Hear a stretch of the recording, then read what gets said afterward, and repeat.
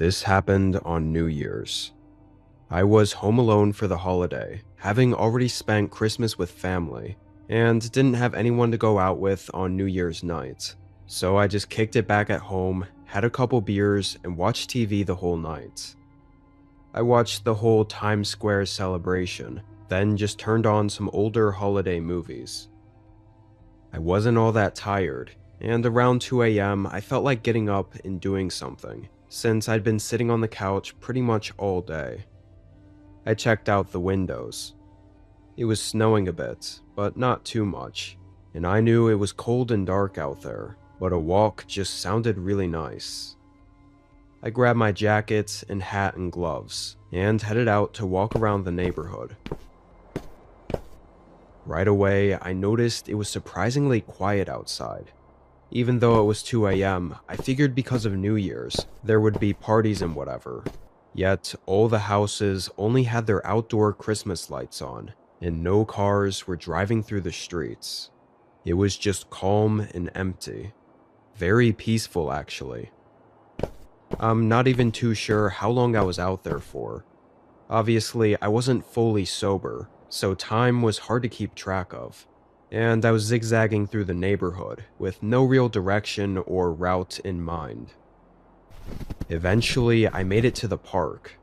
It looked like the path hadn't been shoveled since that morning, but it only looked like maybe 2 inches of snow, so I just started walking down it anyway. Thought the slight change in scenery would keep the walk interesting. I walked a little ways in before realizing that not only was the snow actually getting harder to walk through, but there also weren't any lights on along the path. I'd walked it at night before, and it always had these small sort of street lamps lining the trail, but I guess they turned them off for the winter. So after a few minutes, I turned back around. I dragged my feet through the snow, walking maybe a minute back the way I came, when I saw something pretty weird. There was another set of tracks, going right along mine from just a few minutes ago. Someone had to have been walking right behind me, and honestly, it kind of looked like they had been following me, given that there were no shoe prints there before. But I didn't see anyone, and when I tried to see if they had turned around, or where they went, I found the tracks led off the trail, going out into the dark areas that I couldn't see anything in. For all I knew, there could have been someone standing just 10 feet in front of me, and I wouldn't have a clue, because it was pitch black. I quickened my pace to get out of there, but I still didn't fully think it was something to worry too much about. I admit it could have been me being tipsy and not realizing the strangeness and possible danger I was in, especially with the tracks going off the trail and leading straight into the darkness. At the time, I tried to assume it was just some really big coincidence. I got away from there and walked further into my neighborhood, not going directly home yet. I walked for 15 more minutes. Not that I was looking very hard, but I didn't see anyone else, so I thought by then I was all good. When I made it back home, I took all my winter stuff off and figured I'd take a shower and then hopefully be tired enough to get in bed. It wasn't until I was already halfway up the stairs that I realized how dark it was, and that the upstairs lights were off. This caught me off guard, because I'm the kind of person that leaves all the lights on all day. I hadn't even been upstairs since waking up in the morning, so I definitely left the lights on up there. I could see how this might sound like some small thing that I fixated on, but I think even if I were fully drunk, I'd still have known that those lights were left on. I cautiously walked the last few steps up to the hall and looked down, then flicked the light back on. I didn't really know what I was looking for though. I walked through and just peeked my head into each of the rooms, seeing if there was anything obvious. I made sure to close each of the doors after looking, which is why after checking the last room and turning back around, I felt my heart stop. The first door right by the stairs was wide open. To me, that 100% confirmed that someone was inside my house right now. After freezing up for a few seconds, I called out asking who was there. I was scared to move. They could have been right there in that room, or had snuck downstairs and really been anywhere at this point. I remember taking slow, careful, and quiet steps down the hall, feeling adrenaline and a sinking, awful feeling in my gut as I approached the doorway. And then I woke up. And no, this wasn't all a dream. I woke up laying on the floor in the middle of the hallway, head spinning and with a horrible migraine. I think only 10-ish minutes had passed between then and now, and it was apparent that I'd been attacked and knocked unconscious, with no recollection of anything but the moments leading up to whatever the hell happened. Even my vision was blurry and fading in and out. I called 911 right away. Whoever it was that broke in and attacked me was long gone, but I tried to give the police an account of everything I could remember. It still bothers me so much that a part of my memory was just blacked out like that. I likely came face to face with the guy, probably enough to get a good description of him. Hell, I might have even known exactly who it was. Yet, it's like my own head is hiding it from me. After that night, the updates were minimal, and nothing ever led to anything significant. I don't know who it was or what his intentions really were, but I wouldn't doubt it if he didn't even want me to wake up.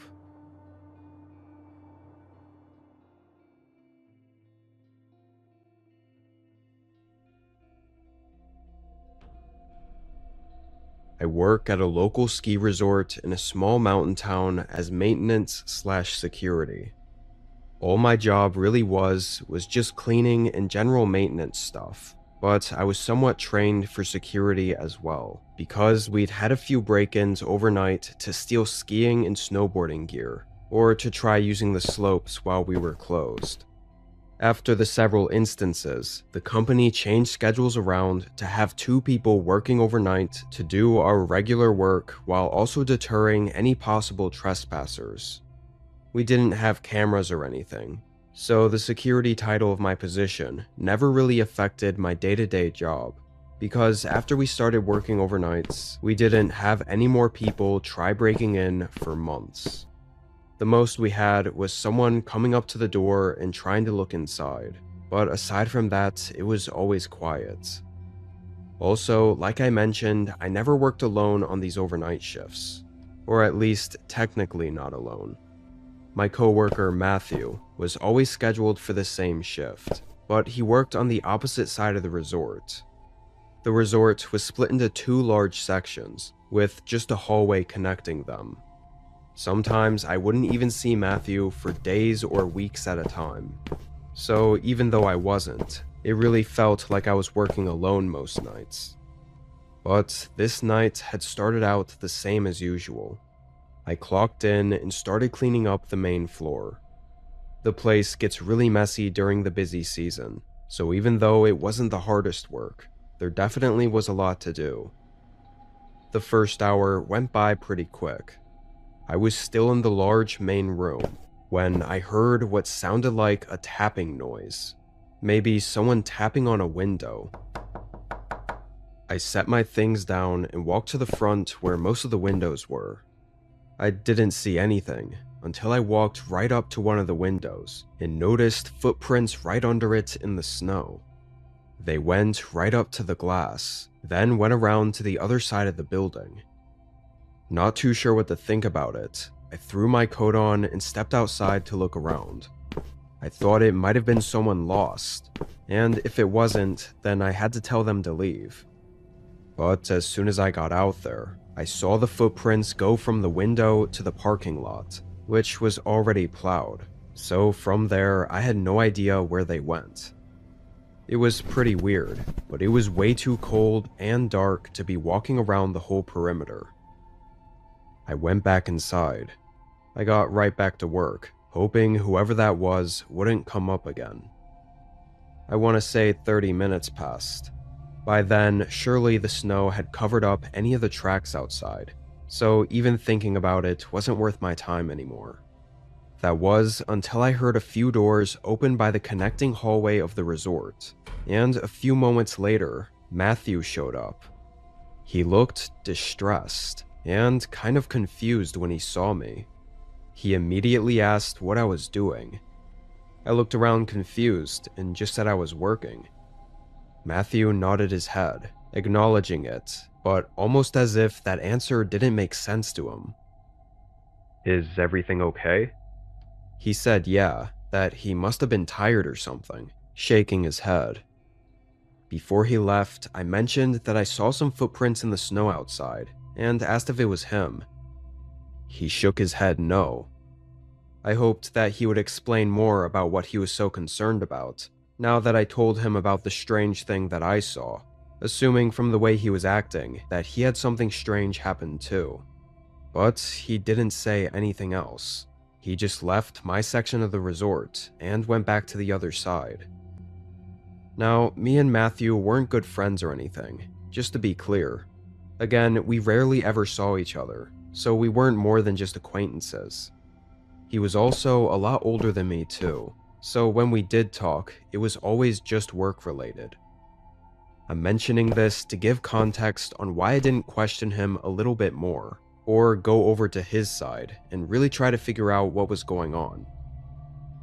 I kept working, but spent most of the next hour thinking about how strange of a night this was. And just when I thought the rest of the night would go by without any more occurrences, I heard a loud bang from the corridor between the resorts. Sounded like maybe a door slamming, or something heavy hitting a wall. It was enough to make me jump, and go looking to make sure Matthew was okay.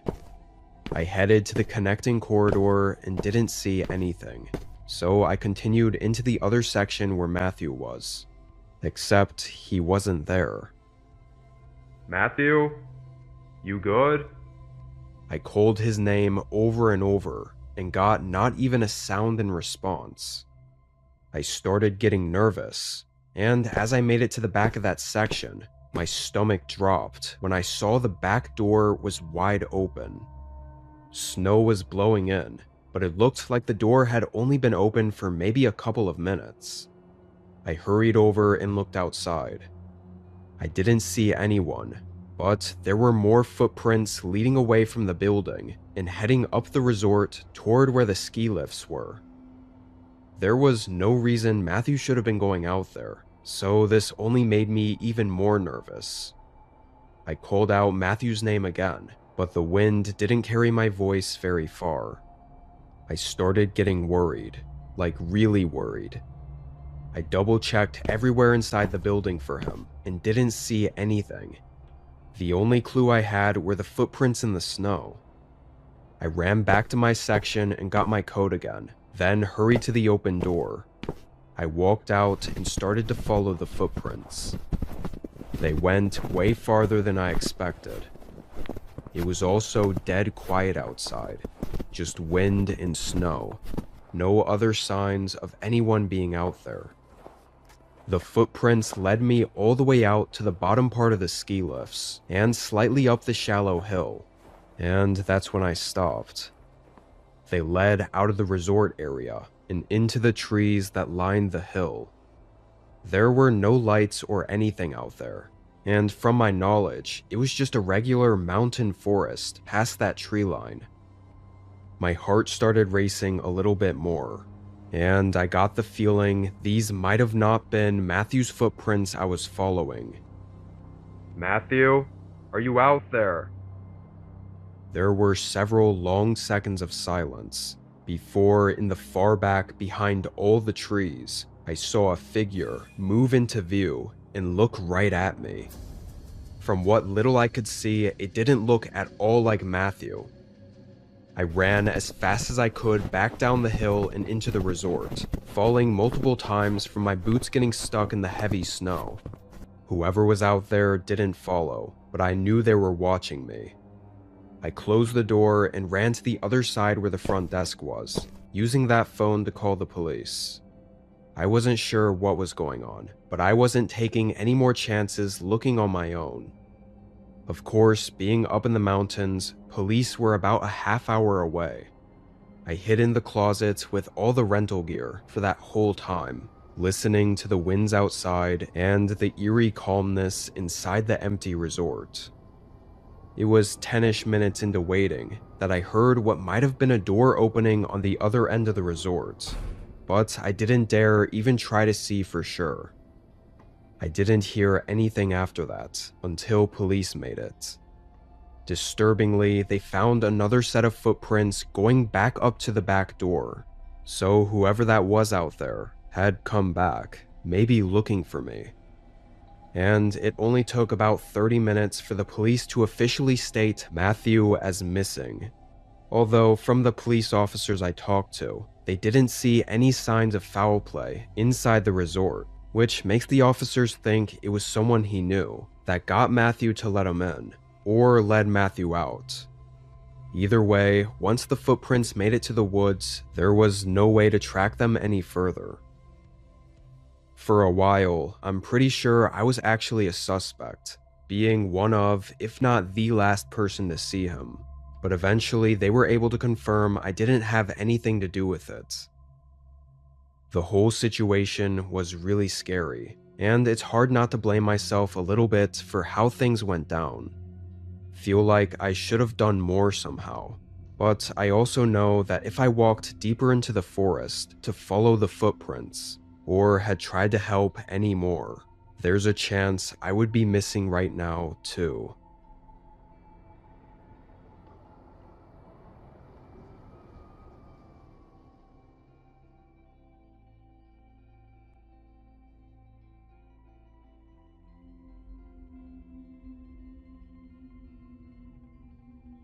It was about 4 years ago during the holidays. I had driven out all the way to a small town in Montana where my parents lived to surprise them for Christmas. I stayed there for a whole week before heading back home. The drive was about 16 hours, which I never thought was too bad. I really didn't mind pulling over at rest stops and taking a nap for a few hours if I had to. And I always thought it was more worth it rather than stopping at a hotel or motel, mostly because it would make the trip take even longer.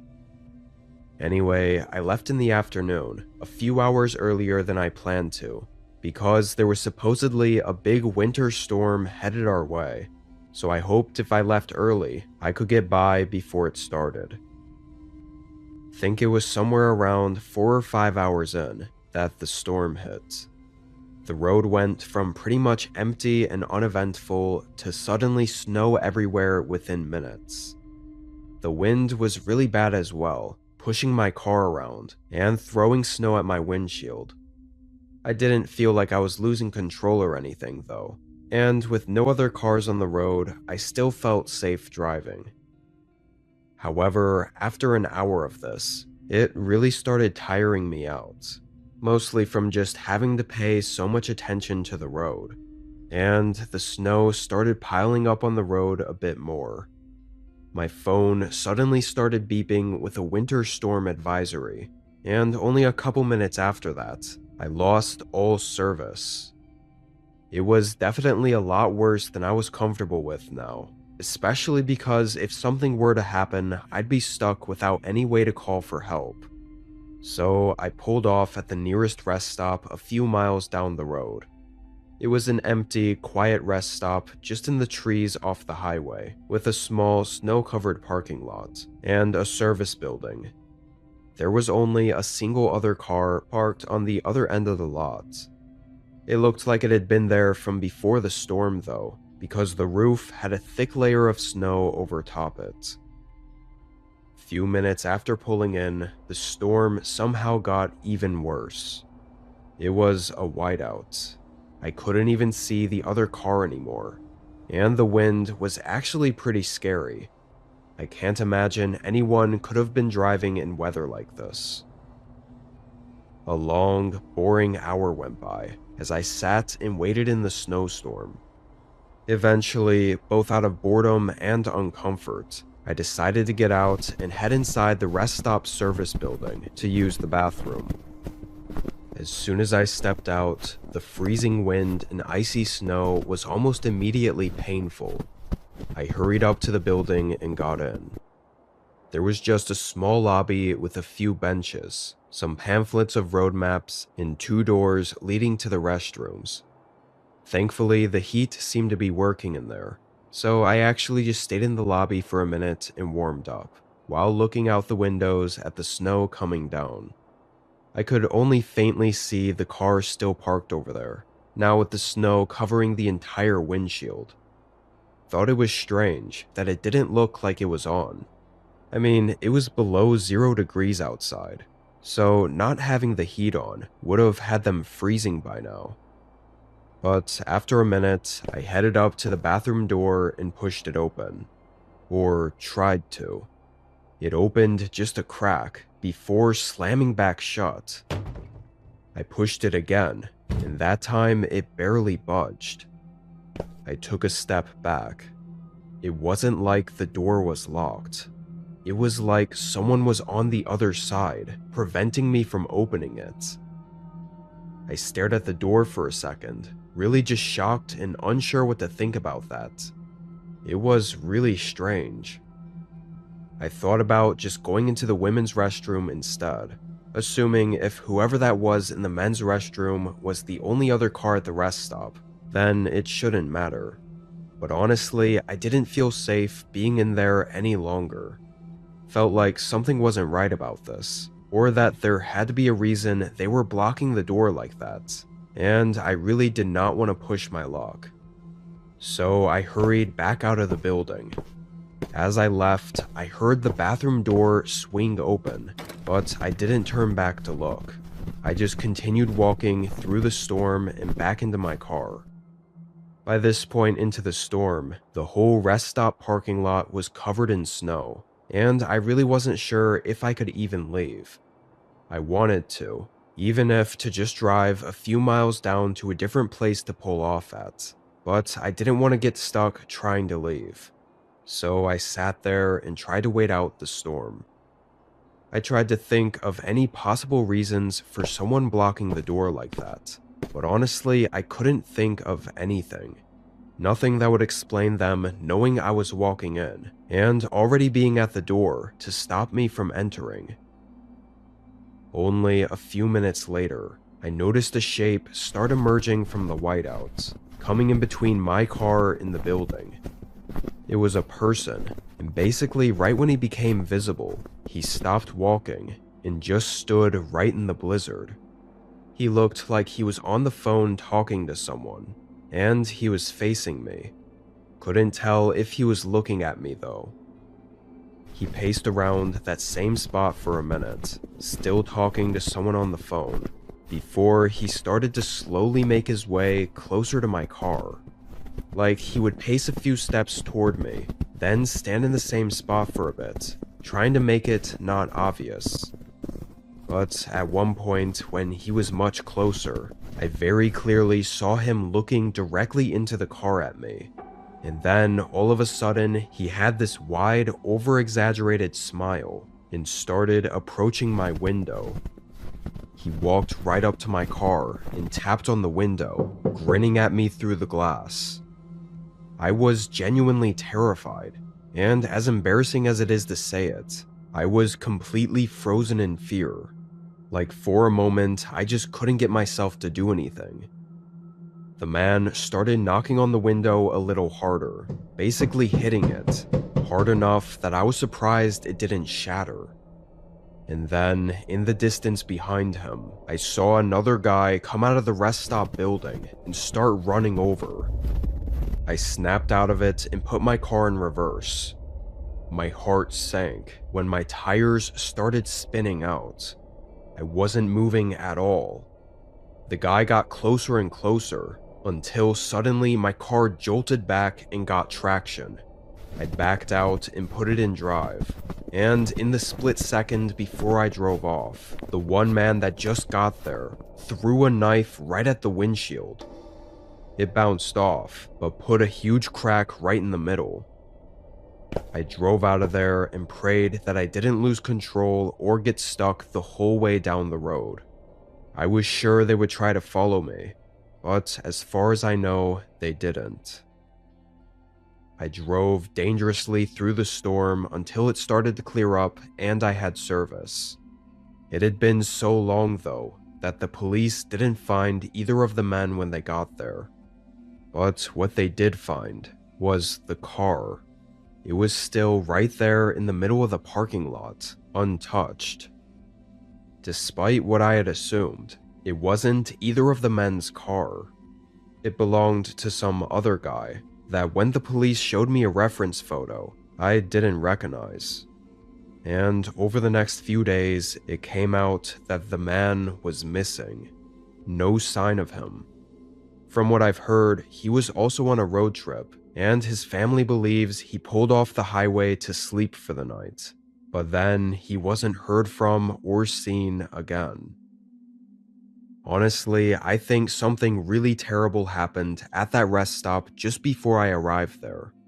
I think one of the men was outside keeping a lookout while on call with the other, letting him know to block the door when I walked in. Had I forced my way inside, I have a really bad feeling of what I might have found, and they probably wouldn't have let me get away either.